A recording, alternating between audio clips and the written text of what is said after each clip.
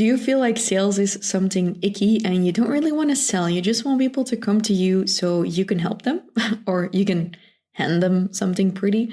I have a lot of coaches who come to me and they say, Amy, I love helping people, but I really don't like selling. And although I personally love selling, I do understand that it might feel icky to others, especially if you don't have good sales experience or like something good to compare it to. However, sales and the cash flow that comes from it is the fuel of your business. And without sales, there's no cash flow, aka there's no business at all. So how can we sell our offer in an authentic way when we actually hate selling? Hello, and welcome to Fail to Win, a show where we love to make mistakes and learn from them so you can turn your passion into profits and live life on your own terms. I'm Amy van der Putten from FastForwardAmy, your host and coach, and I'll bring you a new episode with simple strategies every Tuesday. Today I'm going to share 5 tips with you so that sales can feel a little bit less icky and you might not start loving sales yet, but at least you're going to stop hating it. The first step that we're going to take if we want to stop hating sales is we're going to reframe our perspective. So when people think of the word sales, they often think that it's something bad because you're going to make people hand over their cash to you. And I always laugh at this because it's like you're holding a gun to someone says like, pay me, bitch, pay me for my services. But that's not actually what you're doing. If we reframe the perspective on selling, you're basically just helping people reach their goals or get them what they want. And we are helping people overcome obstacles. And in return, they're giving you money if they want that. So reframe your perspective on selling. You're not doing something bad. Instead, you're just giving them the opportunity. So sales is not an obligation. It's you are giving someone an opportunity. Tip number 2, when you're selling, start from the question, how can I help this person instead of how can I sell my product? So you're asking yourself this question, for example, during a sales call or a sales conversation. So whenever I do intake calls, I've been doing some of them for my new masterminds. I have sales scripts and stuff, but I just literally sit there and I sink into this feeling of like, okay, I'm talking to this really interesting person. How can I help them? I tell them the same thing. Like in the end, I don't actually care. Like I like getting nice high ticket sales in, but I don't really care if they're going to pay me or someone else, because if they would pay me, but I wouldn't be able to offer them what they needed, it would end up with something wrong. So I'm always just really focused on what do they actually need. And I sometimes also tell people like, I can't actually give you what you need, which is the best example of the fact that sales don't need to be sleazy, because if I were sleazy, I would just give them the thing and have them pay for it, even though I couldn't help them. So when you are asking yourself, how can I help this person instead of how can I sell my product, you're really going to shift from seeing it as something that you're trying to get people to buy to seeing that your offer is a tool and that tool can help this person reach their goals instead of you selling the offer being the goal in and of itself. The sale isn't the goal. Helping the person with the right tool is. So first, we've reframed our perspective. Sales is not bad. You are not a thug because literally you're not holding a gun to people's heads. I hope if you want them to buy something.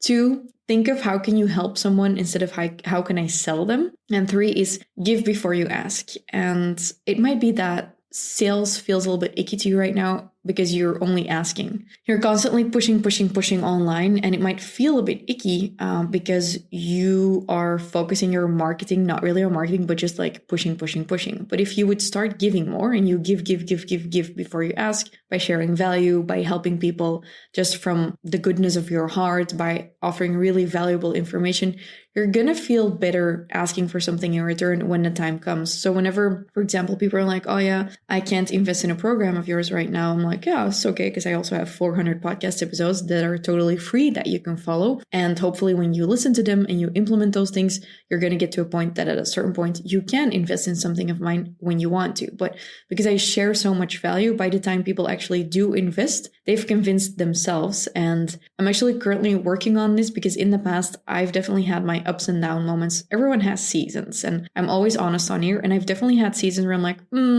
I feel like I was selling a bit too much. And for me, that happened not just because, how do I say this? I was actually always giving value. My podcasts have a lot of value, but what I noticed is that my value was hidden. My value was in the podcast, in the email, in the blog, and on the external part of my Instagram, for example, it wasn't really obvious how much I was giving away for free. And the moment I shifted that and I just gave value on the front end, I got people asking me to buy something from me instead of me asking them. So when in doubt, give value. I know people hesitate about this. They're like, oh, I don't want to give too much away for free because then they won't buy. If your free stuff is not as good as something people would pay for, they're never going to pay for stuff. So if you want to build an empire, give more than you ask. That's my third tip. Number 4, if you hate sales, to stop hating sales, is to focus on connection in your marketing. So instead of directly pitching your offer, so what I do is I'll ask people, hey, are you interested in this? Shoot me a DM. And they think there's going to be this whole automated sequence. And then I'm like, oh, hey, nice of you to text me. Like, do you want to tell me something about your business? How's it going? What are you struggling with? And we really talk about stuff. And it's funny because they would have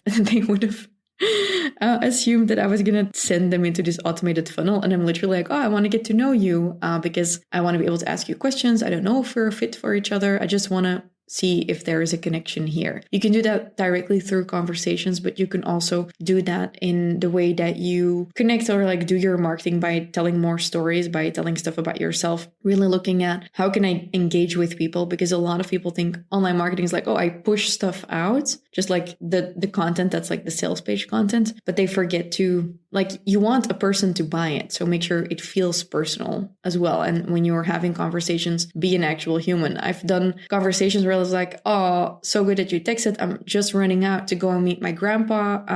If you can just already drop it in here, I'll check it tomorrow because I was just headed out to dinner, stuff like that. It actually helps. People don't expect you to be on all the time. They expect you to be a real person. People like buying from people. So make it a bit softer, make it a bit real, which ties into my last tip is be honest and authentic.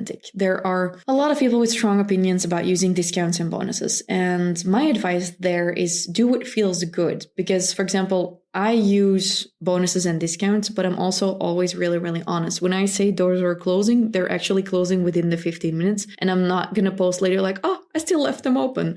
I don't do stuff like that because then people start distrusting you. So never ever lie if you have urgency and scarcity. Don't say you only have 10 spots at a certain price point if that's not true and you're actually giving other people even bigger discounts. That's just shitty marketing. So these are some tips that can help you feel less icky about selling. But I actually have one really good tip that I haven't shared with you yet. I'm going to do it in a jiffy. Is that how we say that? But before I do that, I wanted to say, if you are currently struggling a little bit with your sales and you feel like, oh, it's just not moving along the way you want it to, I created a selling checklist, and the checklist will really help you figure out, like, am I focusing on the right stuff or not? Am I missing some really obvious things? Because maybe you don't hate sales, you just hate the fact that you don't get any results from sales. If that's the case, definitely go and check out my selling checklist through fastforwardamy.com/selling checklist. Go and download it. It's available both in English as well as in Dutch. I'll link it in the description, and it's going to help you figure out where you might be leaving some opportunities on the table.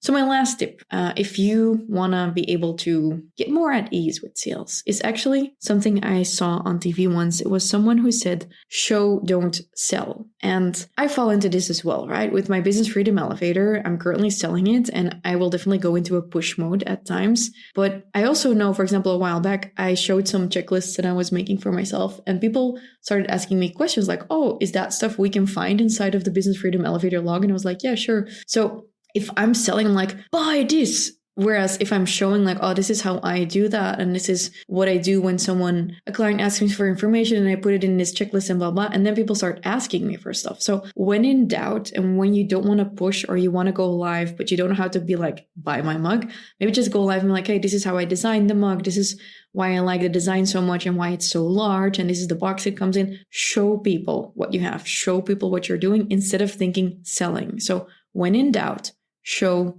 don't sell. Okay, this was hopefully something that helped you reframe some of the ick you feel towards sales. And if you want more information, like I said, go and download the selling checklists because sales are the fuel of your business. So make sure you can sell. And obviously, if you want to learn how to run an actual business and really become your own boss, my Business Freedom Elevator Fast Track might be just right for you. And inside of it, we have an entire module on sales. So If you speak Dutch and you're interested in getting better at selling and building a profitable freedom-based business, discover the program through fastforwardamy.com/elevator. And if you speak English, I actually have an entire course on sales and launching that's also available through fastforwardamy.com/the launch gamebook. That's more launching and sales. If you're already a little bit more advanced, if you're more in the beginner phase, I would recommend the elevator. If you don't know what's right for you, just shoot me a DM on Instagram on FastForwardAmy and I'll help you figure out what's right for you if you're currently feeling like you want to go and smash your sales.